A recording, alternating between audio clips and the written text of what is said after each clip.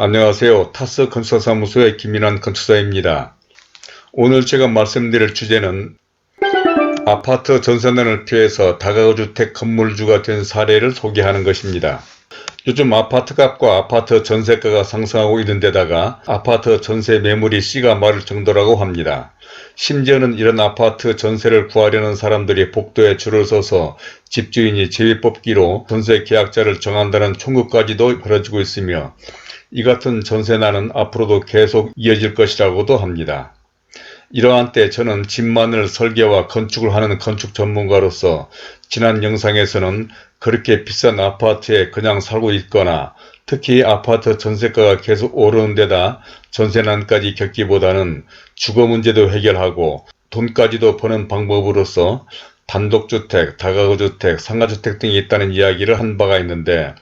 이 가운데 지난 영상에서는 단독주택에 대해서 말씀을 드렸고 오늘은 차라리 그런 전세돈으로 다가구주택을 지어서 건물주가 된 데다 더 넓고 좋은 집에 살게 된 어느 건축주의 사례를 다음과 같은 5가지 내용으로 말씀을 드리고자 합니다. 아무쪼록 끝까지 보시면 이러한 집 문제로 어려움을 겪거나 이러한 집을 짓고자 하시는 분들 또는 부동산, 재테크, 노후대책 등에 관심을 가지신 사람들에게 조금이나마 참고가 되지 않을까 생각하며 먼저 보시기 전에 구독과 좋아요를 눌러주시면 저에게도 큰 힘이 될 것 같습니다. 그럼 순서에 따라서 첫 번째로 아파트 전세를 포기하고 다가구주택을 지은 사람에 대해서 소개하겠는데 이분은 서울 관악구에 살던 젊은 직장인으로 살고 있던 아파트 전세가가 감당하기 어려울 정도로 상승하는 데다가 새로운 아파트 전세마저 구하기가 어려워지자 과감히 아파트 전세살이를 탈피해서 그 돈으로 다가구주택을 지은 사람입니다. 이분은 결혼하면서부터 거의 10여 년간 아파트 전세살이를 했는데 엄청나게 비싼 전세가도 그렇지만 만기 때마다 겪는 어려움은 이만저만이 아니라고 하였습니다. 그야말로 집 없는 서러움보다 가혹한 것은 없다는 말이 있는데 2년마다 돌아오는 전세 만기가 가까워지면 이번에는 과연 얼마나 올려달라고 할지 가슴이 두근거릴 정도였고 그때마다 오른 전세값은 그 2년 동안 직장에서 받는 월급으로는 도저히 감당이 안 되는 데다가 더 큰 문제는 이런 전세살이를 언제까지나 계속하느냐는 것이었습니다. 그러던 중 그분은 차라리 이번 기회에 내 집을 짓기로 작정을 하고 인터넷과 주위 사람들을 통해서 단독주택과 다가구주택 그리고 상가주택 등을 알아보던 끝에 다가구주택을 짓기로 하고 저희 사무실을 방문했던 것입니다. 다음 두 번째로 다가구주택에 대한 오해들에 대해서 말씀을 드려보면 요즘 우리나라 사람들이 너무나 아파트에 익숙해진 탓으로 아파트가 아닌 집은 춥고 관리하기 어려워 모든 점에서 살기가 불편하다고 생각하는 것 같습니다. 그만큼 아파트가 편하고 좋다는 것인데 사실 그러다 보니 아파트는 다른 집에 비해서 엄청나게 비쌀 뿐만 아니라 관리비 부담도 만만치 않지요.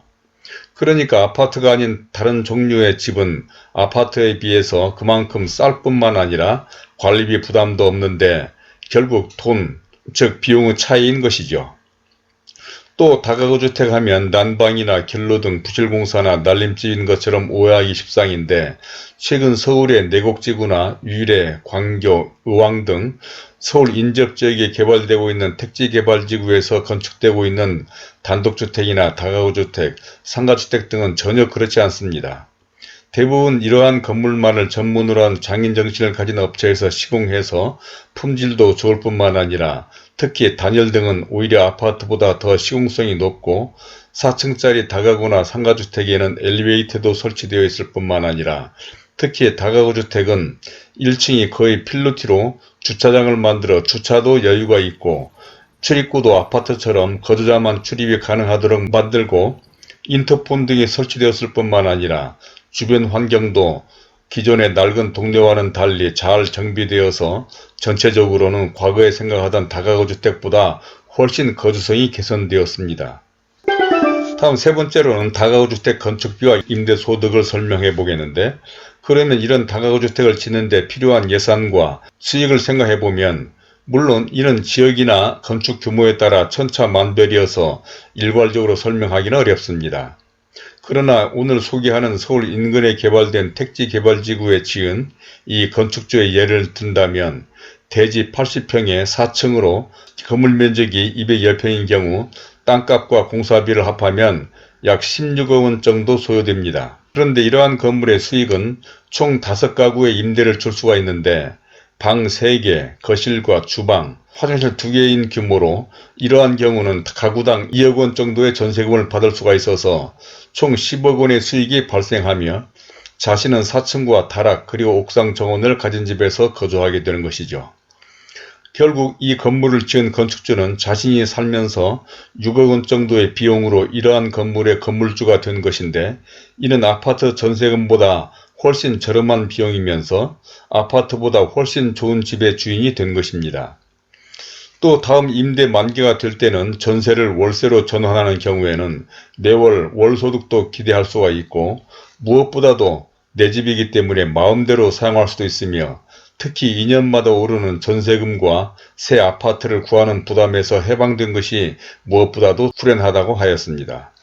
다음 4번째로는 다가구 주택의 건축과 자금 흐름에 대해서 말씀드려 보겠는데 이러한 다가구 주택을 건축하는 데는 설계를 포함하여 약 9개월 정도 소요되며 공사 자금은 일시에 소요되지는 않습니다.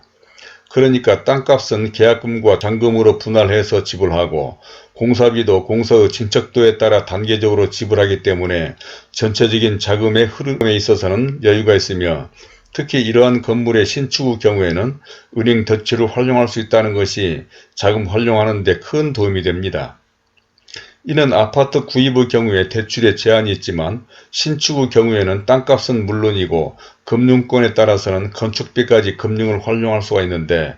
이러한 자금은 공사 기간 동안만 사용하고 건물이 완공되고 임대비를 받아 대출을 갚는 소위 브릿지론 형식으로 이용할 수도 있어서 각자의 자금 사정과 신용도에 따라서는 자금의 흐름은 융통성이 많아 이러한 건물을 건축하는 데 도움이 되기도 합니다. 이제 마지막 5번째로 다가구 주택의 가치와 부동산적인 장래성에 대해서 말씀드려 보겠는데 아파트는 많은 사람들이 선호하다 보니 아파트값이 오르는 것을 기대하는 것 같습니다. 그러나 이러한 다가구 주택의 임차인들은 보통 신혼부부나 맞벌이 부부와 직장인 등의 수요도 많으며 특히 소가족화와 독립하려는 가구수의 증가로 인해서 이런 소형주택의 가치는 높습니다. 또한 이런 주택의 건물주가 사는 집은 주로 4층에 넓고 높은 거실과 주방, 안방과 드레스룸, 화장실 2개에 서재와 중정 등을 꾸밀 수도 있고 특히 다락에는 작업실, 놀이방, 룸카페가 있으며 또 옥상 정원에는 놀이와 휴식을 할 수 있는 데크, 텃밭, 꽃밭이 있어서 지금까지 살던 겨우 방 3개짜리 좁고 답답한 아파트하고는 비교할 수 없을 정도로 훌륭합니다.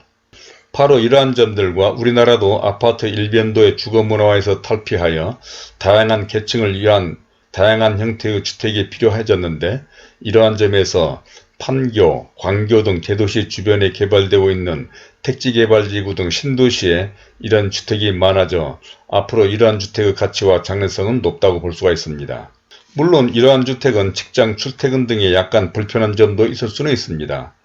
그러나 어떤 면에서는 서울이나 대도시 등 기존 도시보다 좋은 점도 많은데 체계적인 도시계획으로 도시 전체가 깔끔하고 생활 편의시설도 부족하지 않으며 특히 젊은 층들이 많이 사는 신도시가 자녀들의 교육 환경으로는 더 좋다는 이야기도 많으며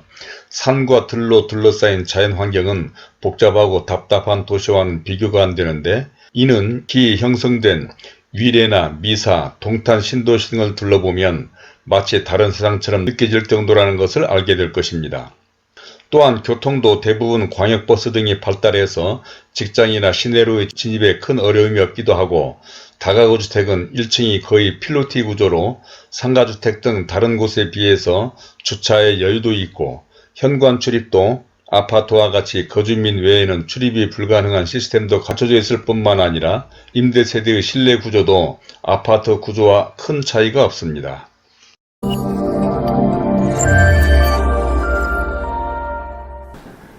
자, 이제까지 아파트 전세를 탈피해서 다가구 주택 건물주가 된 사례에 대해서 첫 번째로 아파트 전세를 포기하고 다가구 주택을 지은 사람에 대한 이야기와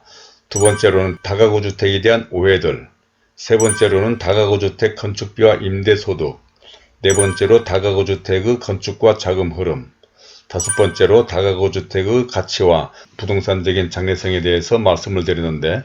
이러한 것은 막연히 하는 이야기가 아니라 직접 이분의 집을 설계하고 건축했던 전문가로서 말씀드렸다는 점도 강조하고 싶습니다. 그러므로 아무리 아파트가 좋고 편하다고는 하지만 요즘같이 아파트 값과 아파트 전세값이 치솟고 특히 그런 아파트 전세가 씨가 말랐다고 하는데, 왜 그 비싼 돈으로, 더욱이 전세라면 전세기간 동안 그 많은 돈을 묵혀두는 아무런 의미도 없는 일인데 차라리 그런 돈으로 거주성도 좋고 다양한 생활도 할 수도 있고 잘하면 월세 소득도 창출할 수 있는 이러한 다가구 주택의 건물주가 되어보면 어떨까 해서 말씀을 드려봤습니다. 아무쪼록 이러한 점들에 대해서 참고하시기를 바라고, 혹시 이에 대한 궁금한 점이나 의견 있으시면 아래 댓글에 말씀해 주시길 바라며, 혹시 오늘의 이 영상이 도움이 되셨다면 구독과 좋아요를 눌러주실 것을 당부드리고, 또 화면 왼쪽에 제가 추천하는 이 두 영상들도 참고하시기를 바랍니다. 감사합니다.